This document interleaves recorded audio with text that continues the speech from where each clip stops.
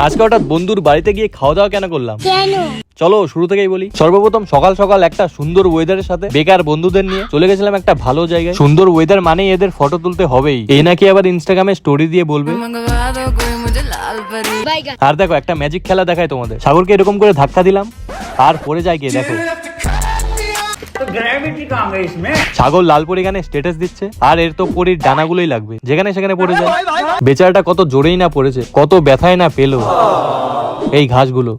যাই হোক, তারপর বাড়ি এসে স্নান টান করে একটা বন্ধুর বাড়ি যাওয়ার প্ল্যান ছিল। তারপর আমরা দুজন মিলে বেরিয়ে পড়লাম। ও হ্যাঁ, আমাদের সাথে আরেকজন গেছিল, আসলে ও ক্যামেরাতে আসতে একটু শরম পায়।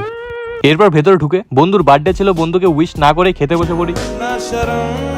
প্রথমে খাবো না করে লাস্টে মিষ্টিটাও ছাড়িনি, সব চেটে পুটে শেষ। हमारे यहाँ ऐसा ही होता है। তারপর একটু বসে গান করলাম। গান গাওয়া কমপ্লিট করে আমরা বাড়ি যাওয়ার জন্য রওনা দিই। আর আজকের ব্লগটা এখানেই সমাপ্ত করি। বাই।